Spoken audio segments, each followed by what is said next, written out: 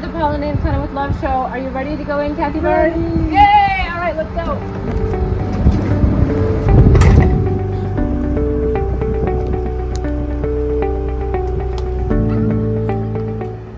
Children can be sensitive, creative, and have vast imaginations.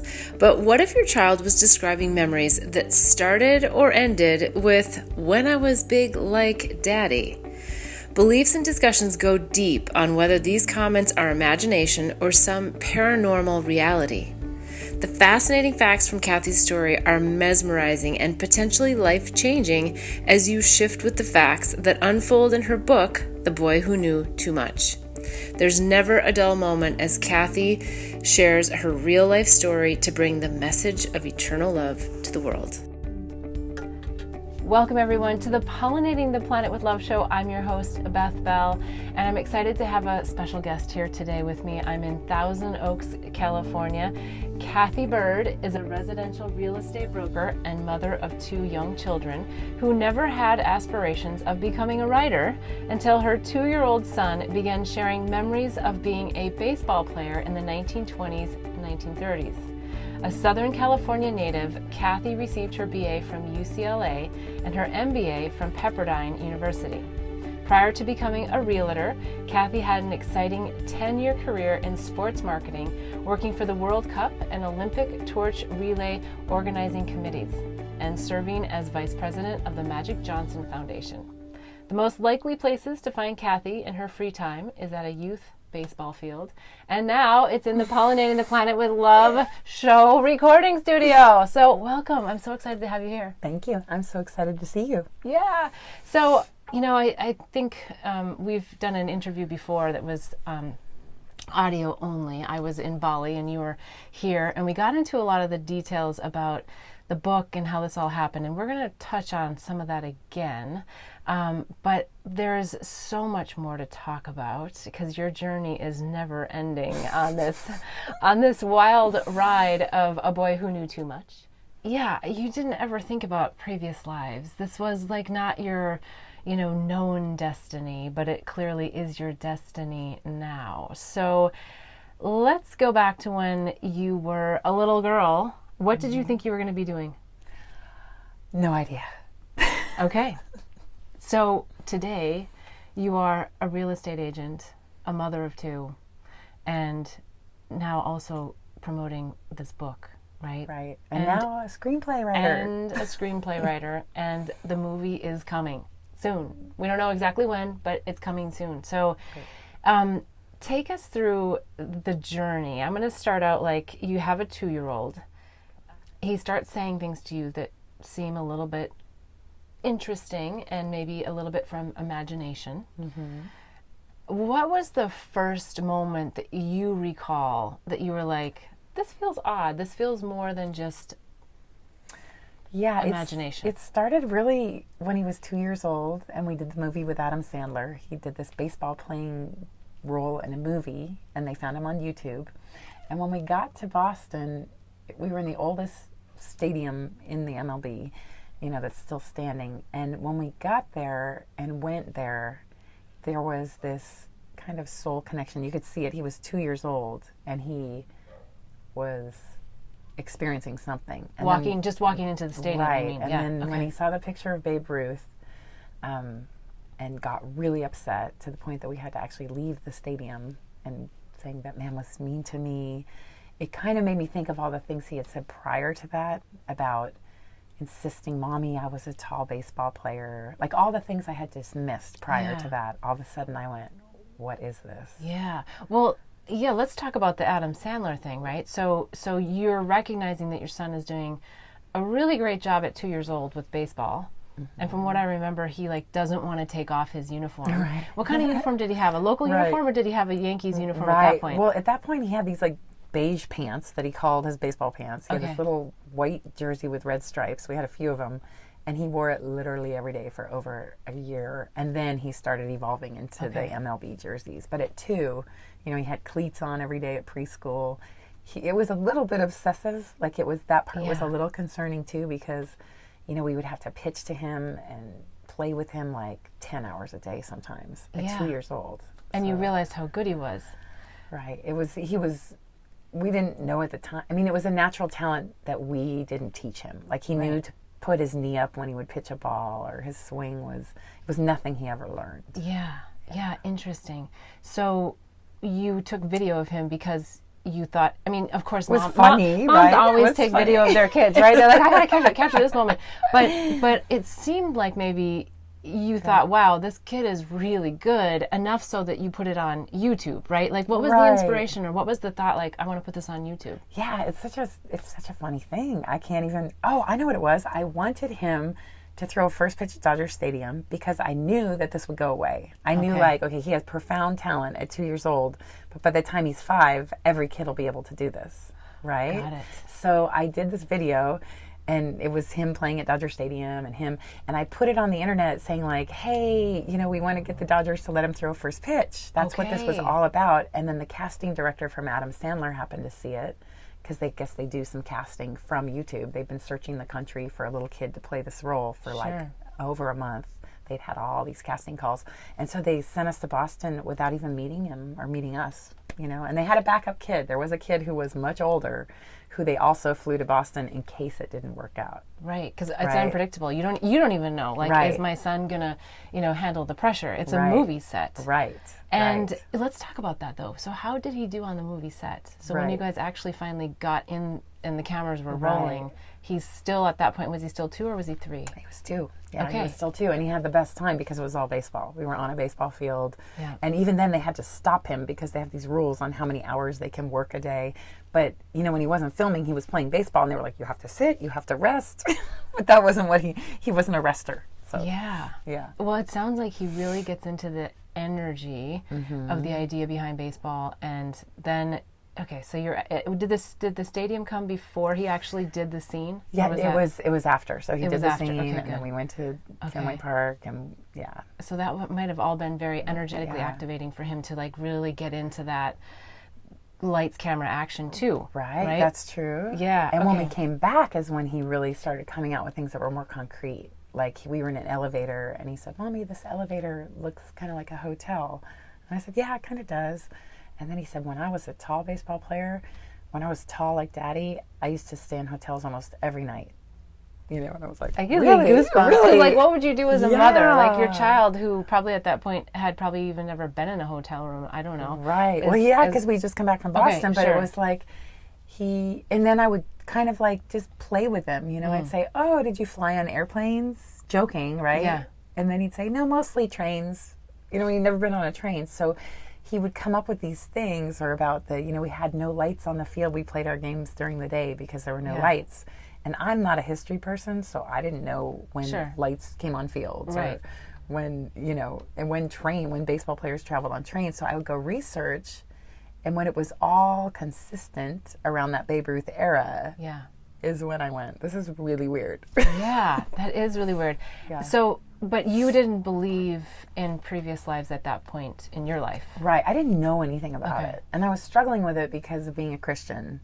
And at that time, he was in a Christian preschool, only a couple hours a week, like a couple days a week. So that was kind of my world, and it was very taboo. So when I would mention it to friends, like other mothers, it would, they'd say, oh, he could have learned that anywhere. And, you don't want to be on the wrong side of God. And so it really made me recoil. Like, okay, I'm not going to go there. Yes. And I don't know if you want to talk about this, but I do recall that you did at some point go to a religious person. Perhaps you're a minister. And what happened with that? Same thing, basically. Like, reincarnation is not a part of our faith. And when I told the stories of the details that he was experiencing and how it was, historically accurate, it was kind of insinuated that he might be possessed by the spirit of a dead person, that it could be something dark, or like that he should have an exorcism or something crazy. Like, he didn't go that far, but it was kind of like an unwelcome spirit kind of insinuation. And what did you think about that at that point? I mean, it scared me. It all just scared me. It scared me. And then, but what it ultimately did was put me on this path to figure out, like, have any other kids ever had this experience, or what is it? Like, I wasn't willing to go to that possession route. Yeah. And your husband at this point, was he interested in exploring this as much as you were? Not really. I mean, he was more into the baseball stuff, even though he wanted him to be a tennis player. He was more into like, ooh, my son's good at baseball, you know? Yeah. So he's not one to want to even, you know, he was kind of like, let's not talk about this, you know, let's just forget about it. If you stop talking about it, he'll stop talking about it. That's where he was coming from. But it was hard to not pursue because he kept giving you details. And I believe it was a lot at night. Is that right? A lot at night. You started getting information from him. Yeah, and as I researched and I found the researchers who research kids who recall past lives, is when I really started seeing the patterns, because, you know, all the research, they have thousands of cases, you know, basically it goes back since the beginning of time that kids have been doing this, like saying, I was this person. And there have been some really amazing cases documented where people have even gone to jail because a kid came out with details of who murdered them, and they went back and found forensic evidence, and that person went to jail. Yeah. So it's once I started, you know, opening, but it really felt like I was opening a Pandora's box. Yes. Like I did feel like I was cheating on Jesus, like to even go down this path. You know, I went the scientific route, but it wasn't until later in the journey that I kind of forgave myself as a Christian for even going down that path. How interesting. Yeah. Yeah, well, and I have found myself to hear a lot of resistance from different religions, right? And people want to peg this idea or concept as a religion. Right. Which it's not. Yes. It's really about consciousness. Consciousness. Understanding the soul at a different level. Right. Which is something I want to talk more about. But before we do that, I also want to get into a little bit more, because you, at one point, I recall in the book, said that you showed him a picture of, I believe it was Lou Gehrig's parents, and something interesting happened there too. Yes. We're going to take a quick break, and we'll be right back, and I want to hear more about that. Blossom Bliss products are designed to help empower pure love and purpose in your life. It's through the power of words, flowers, and symbols that our products assist you in creating a blissful life. The power of words in our mini mantra word bar necklaces assist you in setting and blossoming your personal intentions. The affirmation cards leverage the power of flowers by providing daily inspiration. And the power of symbols in our life journey bracelets are great reminders of the things that bring us peace, joy, and love. Products are made and blessed in Bali with love by Balinese artisans who work with empowered hearts. When you purchase jewelry with a bee charm, we donate to save the bees. Join us in pollinating the planet with love. Go to our website, blossomblissbali.com. Again, that's blossomblissbali.com. Okay, we're back with Cathy Byrd, and we were just about to talk about what happened when you showed Christian a picture of Lou Gehrig's parents. Yes. What happened? And this was at night as well, like just before his bedtime. Right. And many of these children that they study who have the past life memories, a lot of it is right in that stage, right before they fall asleep or right after they wake up. Okay. And it's a very serious tone. Like there's very consistent markers. It's not like fantasy or make-believe or... so it was usually right before bed, kind of as he's falling asleep. And they call it like the theta wave, where you kind of go into the sleep mode. So I had showed him already the pictures of the Yankees, and he had identified himself and said, that's me. And he'd given us more clues specific to Lou Gehrig's life. Okay. So Dr. Tucker at the University of Virginia, who studies these past life cases, advocates showing pictures of the family to see if they can recognize the people in the pictures. So he was able to do that. He was able to identify them by name. You know, I gave him names, and he was able to figure out what were the real names. Right, but when you gave him the name of the father or the mother, he said no, but then you realized because it wasn't... Heinrich. There was a nickname to it, right? Even, right? I said Heinrich, and he said no. And then I said Henry, and he said, or he said Henry. Yeah, it was funny. It was like he knew. But the one thing, when I showed him a picture of Lou Gehrig's mother, he looked at her and he said, why weren't you there then? I like you better. And it was really funny. I thought, well, that's odd. And by that end of that night, he was saying, Mommy, you were her. You were her. Okay. Which I still didn't pay much attention to, because I thought, well, this whole thing is weird for him too. Yeah. So maybe he's just trying to assimilate the two worlds. Well, and I would think as a mother that you are wanting to listen to your child. Right. But you're also wondering, like, am I facilitating this? Is this crazy? Is this, like, should we be exploring this?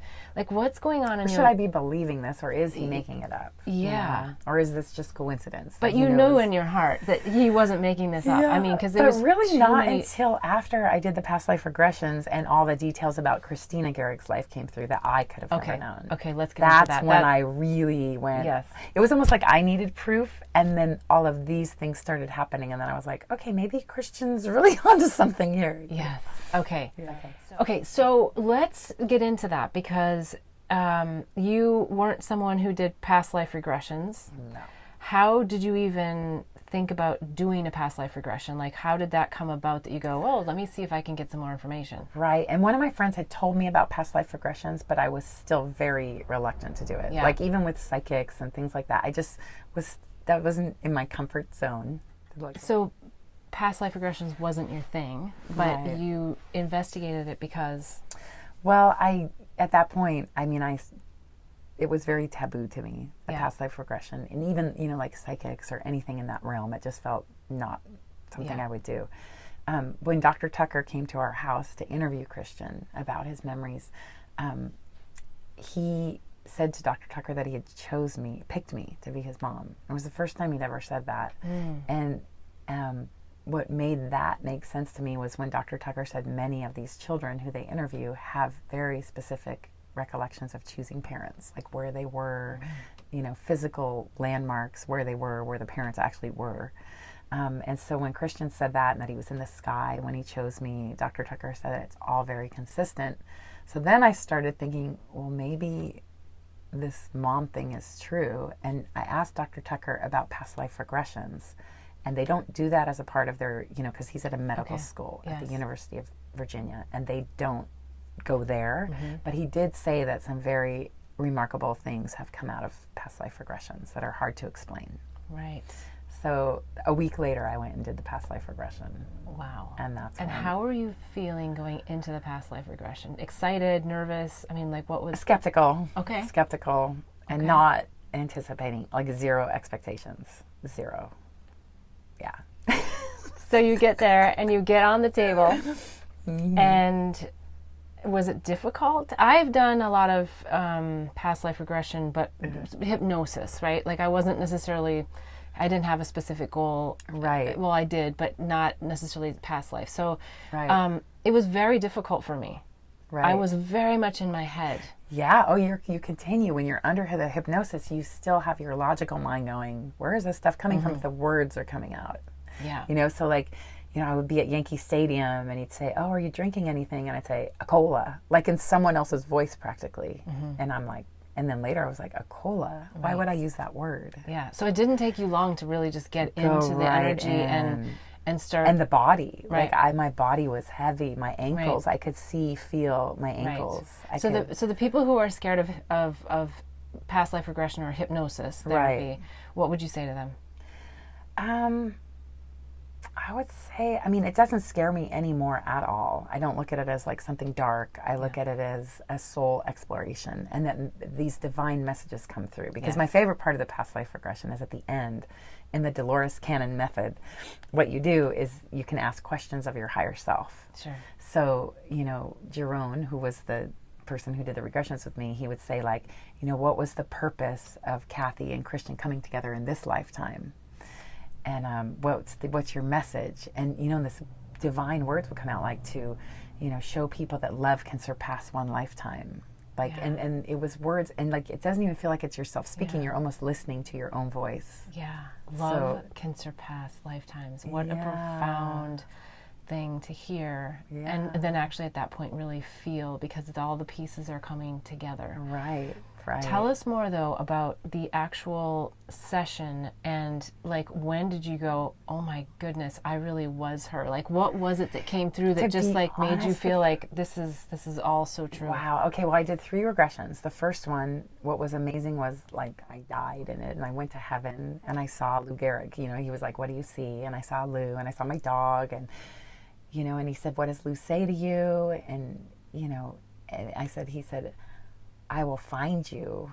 And then I started bawling. And I'm like, why am I crying? I'm not a big crier in real life. Yes. So for me to cry under hypnosis when this person in my, dreamlike state says to me, I will find you. Right. And then just putting it all together. Yeah. And then he said, why is he here emotional? And I said, because I feel like he did find me, in Christian, he found me, and like it was, but then when I left the regression, that was the first regression, I was still super skeptical. And I was like, what was that? Yeah. So to me, there was really no proof until the very last regression. And I perfectly described a family that I live with. I was an older woman in my 70s, doing crossword puzzles, sitting by my dog with a bird in a cage next to me, like describing every detail of a house, the wood floors, You're where seeing all of this everything. under the hypnosis. Yes. The people, I said there's a 10-year-old little boy, a 7-year-old little girl, not knowing if any of it's true, right? Then later, when I went to Cooperstown and did research on Lou Gehrig and, through all these synchronicities, found these people who she actually did live with. They confirmed that like the floor plan of their house was what I had described. Yeah. They confirmed that the little girl had short brown hair. Right. And they were 3 years apart, the man and the little girl, who were now 73 and 70 years old. Yeah. Amazing. So it was amazing. And they had the jewelry, like in my regression, he said, do you have any valuable things to you, anything that's special to you? And I described jewelry and said I wanted, this jewelry to go to the little girl and to the little boy, but I probably have to give it to their mom to hold on to. And I said how we were both German and that their mom was German, the family comes from a German background too. So it was remarkable when this family actually had the jewelry that I described. That's when I went, okay, get over the skeptical. Like, you have to just accept this now. Okay, we got to talk a little bit more about that. The jewelry that you're talking about. Mm-hmm. So, because I've read the book, I have some idea of, what this is all about. But so you see jewelry in the past life, but then how do you validate that this jewelry actually exists? Because you know that now, but you didn't know that then. Right. Well, through meeting this person who happened to be a pastor, whose parents were very good friends with Mom Gehrig, and it was beautiful. Like, this little boy played Little League, and in my regression, I saw myself in a big black car, and I was driving up, and I had cookies in the car, and all the little kids were coming towards my car, and I was just describing this as it was happening. Well, this little boy played in that Little League, and he had rode in her car, the big black car I described, to Yankee Stadium with her. And, in the way I described her driving, he said, oh yeah, she drove it like a tank. And, it was like everything. And we had so much fun. This man to this day, like I adore him. And what did they think? Like, this woman shows up, you. Right. And you have all of this information. Right. I mean, what was her reaction to this? Right. Well, he is a man of God, and he is a Methodist pastor. And to him, he didn't, I said, what is it? What is this? Why do I have this information? And it didn't scare him at all. He wasn't scared by it. And which must have been refreshing for you, having had such a negative experience with the previous situation. Yes. Right. I was scared to death. When I found out he was a pastor, I thought, oh no. Why? Yeah. But so the watch, so he actually had this watch from Lou Gehrig that I had described and that I wanted him to have. And he had sold the watch to buy a vacation, his retirement home in New Hampshire, I think it is, where it is. Yeah, and so it was remarkable. Like, everything came to fruition that I had seen. But what he said he felt it was more of a channeling, like more of, he said it's knowledge and information that can't come from rational experience. Right. Like the five senses. Yep. It comes from this channel, this other dimension. Yeah. Right. And it's not, it's in line with God, not against God. Right. Yeah. So that to me was, I thought, what, I don't have to define it. I don't have to define it as reincarnation or channeling. Yeah. But what he felt is that through Lou Gehrig coming, through Christian basically, and the mom coming through me, that these two souls could accomplish healing. And this is a Christian minister. Right. Yes. Right. Who's on board with this. Right. Okay, so one of the questions that I asked Christian, and he's just an amazing young man. I was so impressed with his ability to be in an interview and answer questions. One of the questions that I asked him was, do you believe that you've lived several previous lives? Yeah. And I wasn't sure what he was going to say, because I think everyone's so focused on this Lou Gehrig lifetime. And he said, yeah. And I said, oh, well, what? And no one's ever asked him that before, nor have I. Yeah. You know? But he didn't have any recollection. He's like, yeah, I don't know. You know, and but I believe I did. Yeah, like, of course. Yeah. Like, of course. But did you, in your past life regressions, see any other lives prior to that? I mean, any idea of I did. Like, how long have you guys gone back? Yeah, that I don't know. But I find it all so interesting, because anytime I accessed anything, it always had a message. It always had a message, you know? So, like, that is where I say these past life regressions are really valuable. And I know people have also, you know, cured from phobias and things, you know, like finding out, like, oh, that's why I'm afraid of water. Yeah. You know, and it really helps people to deal with stuff that maybe subconsciously they're holding on to that they don't know is there. Yeah. All right. I also want to talk a little bit more about, you've got a movie, you know, you're writing the screenplay. I mean, my goodness, this is like a lot. So we're going to take a quick break, and when we come back, I want to talk a little bit about that, because I think there's a whole nother story here as far as like how this journey is impacting your life as a whole, and what you're like really... And the challenges of it too, right? Exactly. Okay, so we'll be right back.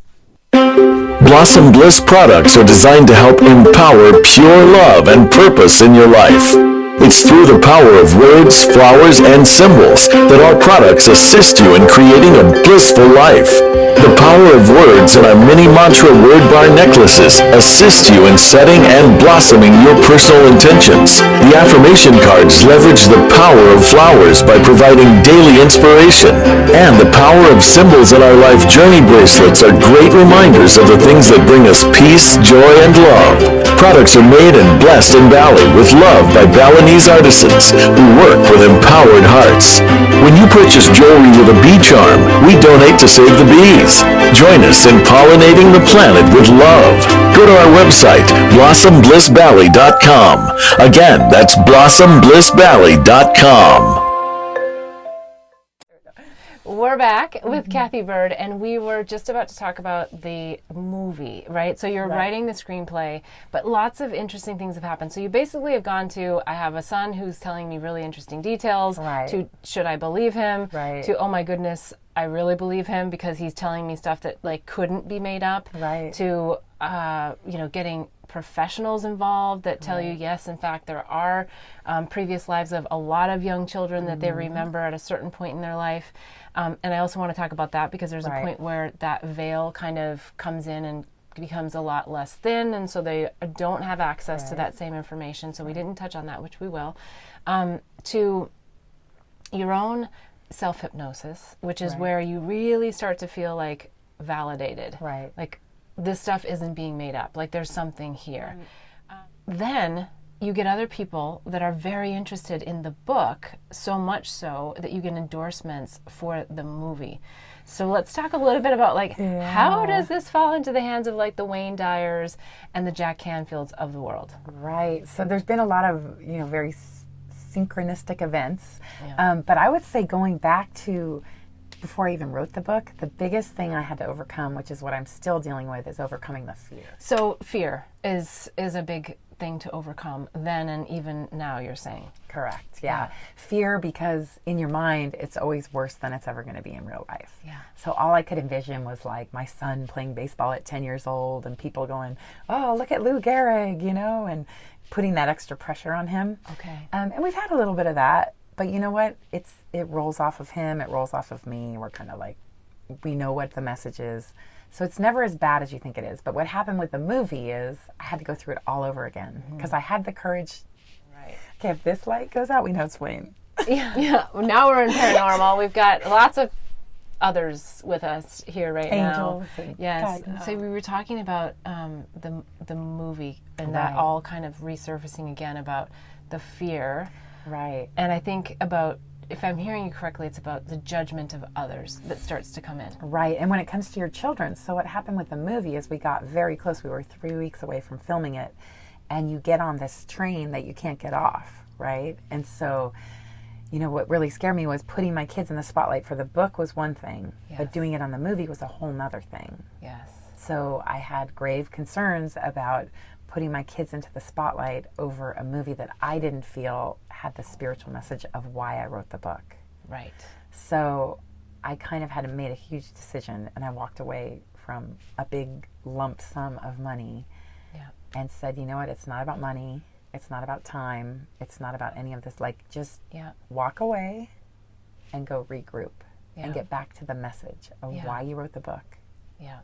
And what is that main message of why you wrote the book? The main message, well, basically that love can surpass one lifetime, and these soul connections that we have, and just for people to look at life as a choice, you know, like coming down into these physical bodies so we can enjoy all of the beauty that life has to offer. Yeah. And kind of, you know, in some ways, like taking life a little lighter and just loving each other. It's that simple. I love that. I love that.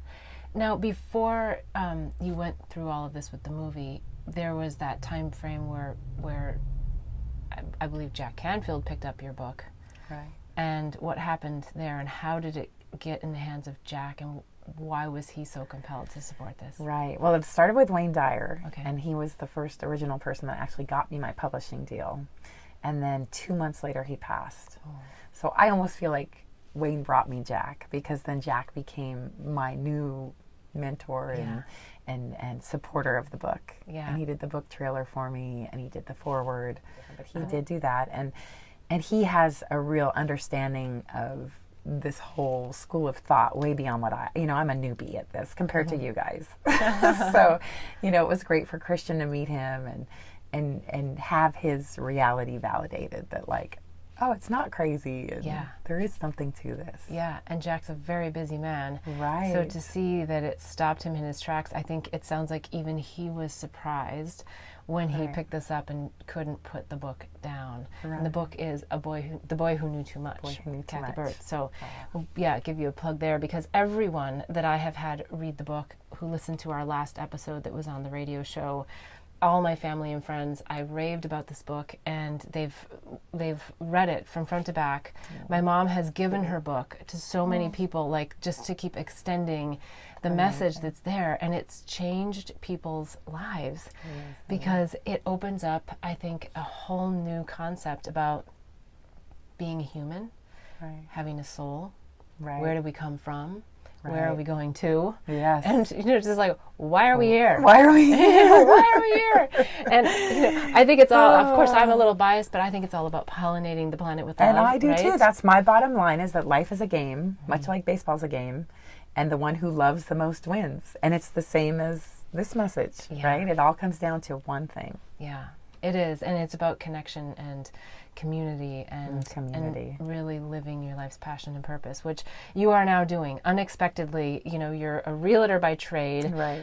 You have all these other skill sets. You worked at massive foundations, and now your focus is still on real estate, but it's also on getting this message out at the same time, which is sort of a juggling act. And oh, by the way, you're a mother of 2 children. Right. And ironically, I never wanted to be a writer, and I never wanted to be a screenwriter, but really to get the message into the screenplay, I had to step up and go, okay, I can do this. So I have a screenwriting partner, and we're writing our own screenplay, and we're doing it. You know, it's like necessity, right? Yes. Well, and that's actually how we met, because I was in my shop, Blossom Bliss in Bali, and you walked in the door, and we just started talking, and I remember how you were telling me. I felt like there was a little hesitation in what you were saying, because you weren't sure what my reaction was going to be. Right. Of course, I was like, of course your son was Lou Gehrig. You know, right. I was always embarrassed. I was like, tell me more.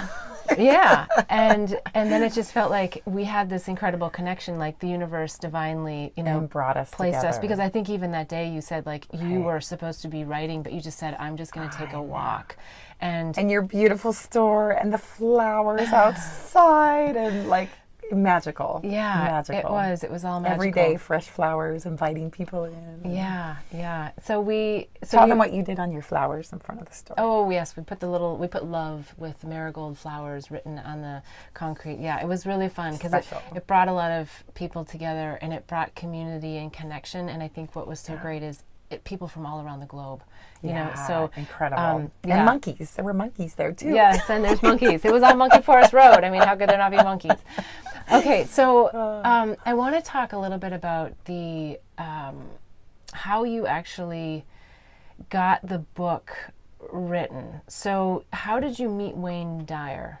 Wayne Dyer, I went to a writing retreat in Maui through Hay House. It was a writer's workshop, and I got to meet him. And I did, for writers out there, I did an amazing thing which Wayne taught me about manifesting. And so before Wayne would ever start a book, he would do the book cover. So I already have my book cover designed, and it's exactly the cover of my book. And I did the back with the whole little blurb. So when I met Wayne, I had that. And that's something like, I've told it to so many people, and I've seen so many books published where the initial vision came to life. Yeah, so I met Wayne, and it was right up his alley. The most amazing thing is that he was just finishing a book. His very last book he ever wrote was Memories of Heaven, and it was a compilation book of stories that people had sent him of children's. There was a whole chapter on children's past lives. There was a whole chapter on invisible friends, talking to angels, stories that parents and grandparents, they had thousands of submissions. So really when Wayne passed, I had this message that it was my job to pick up the torch where Wayne had left off, to carry on this message of all of the just wisdom that we can get from children. And do you feel like Wayne is still with you here today? Yes, he keeps turning off the lights and the TV, and you've never had the TV go off before. It's crazy stuff. It's energy and souls that come through. Yes, of course we love it. Wonderful. So what pearls of wisdom do you have for parents who have children that may be sharing interesting thoughts or memories that feel a little uncomfortable with how to explore this, if to explore it? Like, what would be your pearl of wisdom knowing what you know now? Right.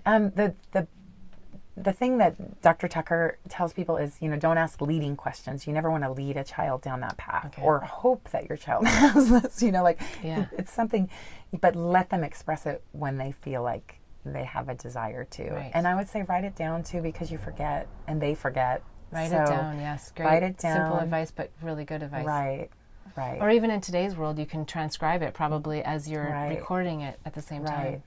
I know, I wish I had more recordings. I have some, but at the time, you don't know when it's coming, and you don't think much of it at the time.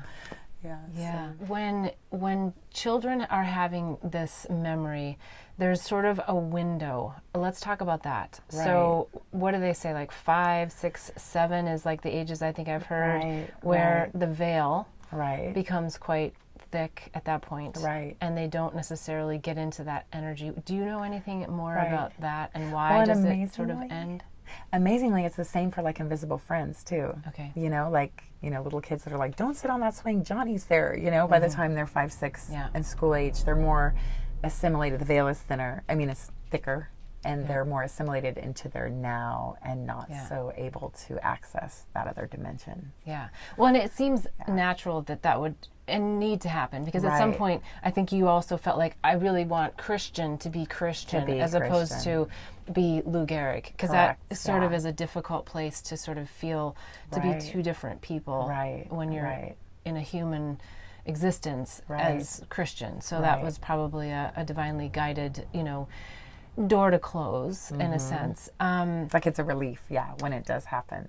Yeah, like it is a relief. Why do you think that some children, like Christian, are chosen to have the veil be thinner? And maybe while you think about that, referring to the veil, it's our ability to remember back to source, remember back to previous lives, remember back to different dimensions. So when I say veil, that's what I mean, is to be able to have this greater knowing accessibility and access to our existence. Right. Beyond just what we think we are as this human. So why do you think Christian was chosen and why are other children chosen to have that veil be thinner? Or does every child, do you think, have this really thin veil, but we shut it down? I think every human being has it. You know, people go to psychics to get advice, but I feel like we all have that ability. You know, we all have that inner voice. Right. Yes, I like Absolutely. that way. I like the way you put that. But specific to children. To children, and why certain children and not other children. Yes. That's a really good question. You know, like the not other children part, I'm having a hard time with that because I think like some of it just isn't listened to. You know what I mean? Like I'd say that there's a ton more. You can see it from he put out this thing like, send me your letters about your kids talking about this other dimension or any of this. He got hundreds of thousands of letters and really remarkable stuff. Like one woman, she had a miscarriage, but she never told her son. And one day she was singing a song to him and the little boy knew the song. And she said, how do you know this song? And he said, remember, Mommy, you used to sing it to me all the time. Like it was just like amazing. You know, these kids have these memories and. Well, okay. So why do you think it matters what we lived in a previous life? Because some people, I'm going to play the skeptical thing, which I'm not. Right, I'm skeptical, so that's a good. You know, I'm the perfect person to ask. What does it matter if you were Queen Elizabeth in a previous life, or you're Lou Gehrig, or you know, how much time should we put towards this exploration? And what's the point of it? Right. Like, what's the point? I totally agree with that because I am very much about how we are here to live this lifetime. And when people say, "Oh, you only live once," I totally agree because you only live this lifetime once. Okay, so it shouldn't be a crutch. It shouldn't be something that like, you know, oh, we live a million lives, and you know, it's the message is deeper and bigger. Well, I really like that you brought in the veil, you know, for us as humans across all of our age, right? It isn't something that's just about kids. But I like to kind of explore that kid part of it because we haven't typically built up our ego mind so strongly to sort of clamp down on it. Right. And I also think you made a great point that, you know, it is a lot about parents or the loved ones that are around the child that install a level of fear or that's different. Dismissal. That's the right word. Yeah, around it. And it does seem like there's a lot of value in understanding a previous life because it has filled in a lot of the blanks for you guys. I think you may or may not have gotten to this profound mission that you and Christian are both clearly on, which is to help people understand eternal love. And so, and I also feel like, you know, I as I interviewed Christian, his comfort with being famous, and this isn't about being famous, that's not the important point here. The important point here is that he has a message to the world, and he's comfortable sitting in this chair on this show telling people what he believes. And he also has this incredible ability to compassionately not care what other people think. And that, to me, gives me goosebumps. And to not have animosity towards that. Like when people do make fun of him, you know, we get it at baseball games. Like dads will be like, you got Lou Gehrig pitching to you, hit a bomb, you know, and he takes it with a sense of humor, you know, like, thank God. I hope it never changes. No, he seems like a very grounded young man. So how do you see your role as his mother, you know, supporting him moving forward with being Christian, but also having this legacy of a previous life behind him? I mean, we're very much into the day-to-days of like right now we're really working on his grammar because he hates punctuation and he doesn't, you know, I tell him it's never going to change, just learn it, you know. And so we're very much in just like living this life and doing what we got to do. And we have baseball later today, and it's just not something we think about every day, but it's part of who we are. It's clear the light that you guys both exude and the purpose that you're here to help shift and change the world and assist in pollinating the planet with love. So I'm so happy to have you on this journey. That's what it's all about. All right, are there any final pearls of wisdom that come to mind to share out to the world?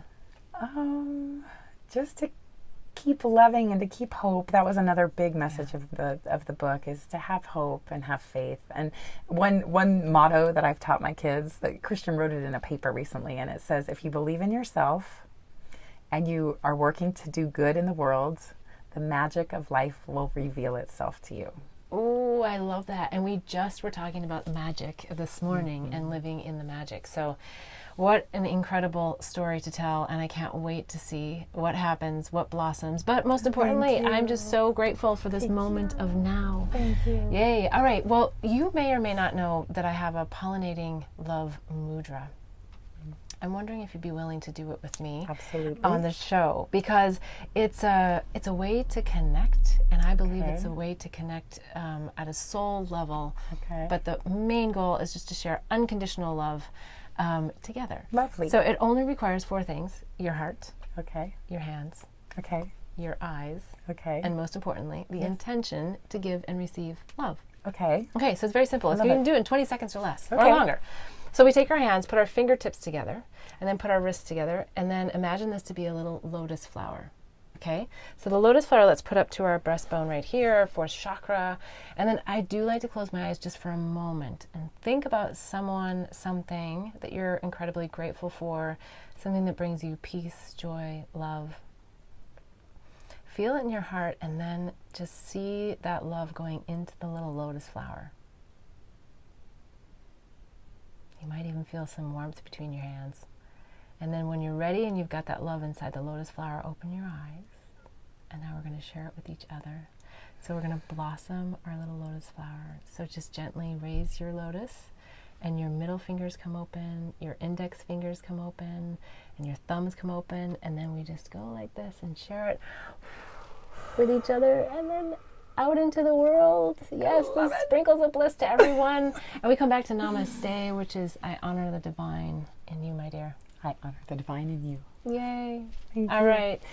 Wishing you all bliss so that you too can help in pollinating the planet with love.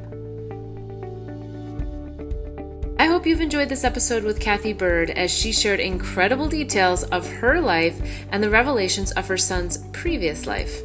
If you haven't already, please listen in to her son Christian's episode where he shares his perspective. He started expressing his memories at age 2, and while he no longer has active memories as Lou Gehrig, he has a big message he is destined to share with the world. Thanks for joining in to hear the life journey lessons and pearls of wisdom of me and my guests. Be sure to hear all 3 segments when you subscribe to my YouTube channel and receive reminders to upcoming shows and segments. The full episode is also available at bethbell.me/show. If you found this inspiring, please give this episode a like and a big thumbs up. If you want to hear more, follow me or hit the bell for reminders at Beth Bell Live on Facebook and YouTube. I'd love to have you join the mission of pollinating the planet with love.